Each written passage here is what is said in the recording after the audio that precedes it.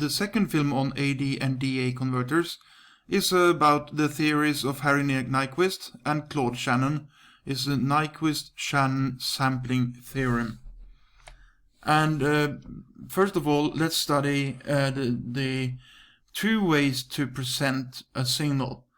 Let's say that we have a very simple signal. It's a sine wave signal, and it's in the time plane. So it's got time on the x-axis, and it has amplitude on the y-axis.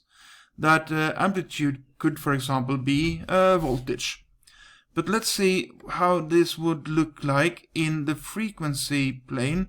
So if I have frequency on the x-axis and I still have amplitude on the y-axis, that would be represented by one frequency only. It only has one frequency, as this sine wave only has one frequency. But in this mixed signal that we have here, let's see how that will be in the frequency plane. That would probably be something like this. That we have a number of low frequency components here and a number of high frequency components there. Also, if I have 0 Hz here, you may see that the average level is here. So I guess I'll have a start value here, a DC value, and then it probably drops off like that. So I have now a combination of many frequencies in my mixed signal. And most analog signals have these complex waveforms. For example, the waveform of the sound I'm making right now. That would be something like this if you watched that on a monitor in the time plane. And it would be something like this if you watched it in the frequency plane. And I guess the frequency maximum here would be something about maybe 4000 Hertz. Maybe. The highest frequency component in a signal is what determines the bandwidth, FBW. So in this case, that would be around here. That would be the bandwidth of this signal. And that is when the frequency components drop under a certain threshold. That threshold value is usually defined as 3 decibels. But note that when you're under a given threshold, that is when your bandwidth what your bandwidth is defined as. What Nyquist and Shannon found was that if you want to sample a sine wave, so if you have a sine wave here, and you want to do samples, that is, you want to check the value of the sine wave, like this, in order to convert it to digital. Well, if you want to be able to recreate the signal in a DA converter and get the exact sine wave back here, you need to sample each wave at least 2 times. So you need to sample this wave 2 times, this wave 2 times, and this wave 2 times. If you do that, you're able to recreate your original signal. So in text here,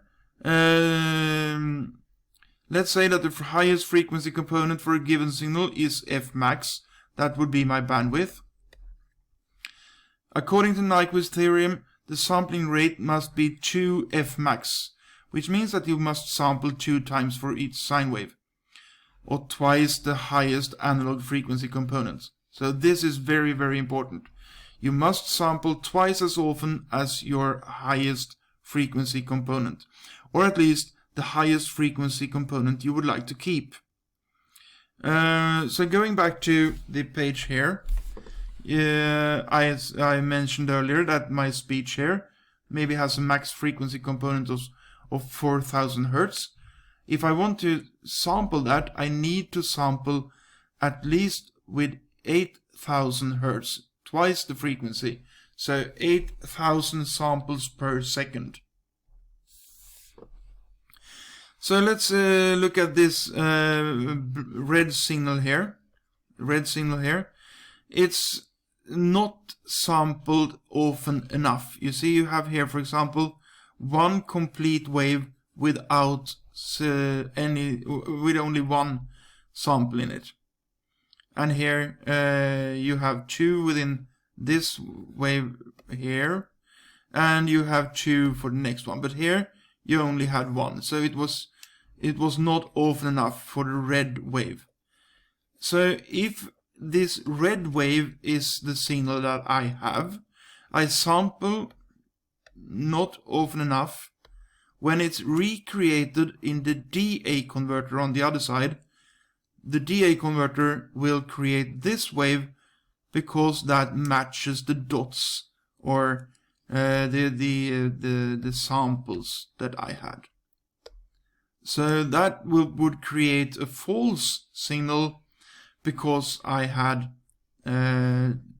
sampled too rarely, and that is what's called aliasing. Like a star, for example, in a movie, sometimes has an alias, a different name for the same person. So this is a different wave for the same train of samples. So keep in mind, Nyquist Shannon, you must sample at least twice as often as the maximum frequency you want to be able to recreate on the other side.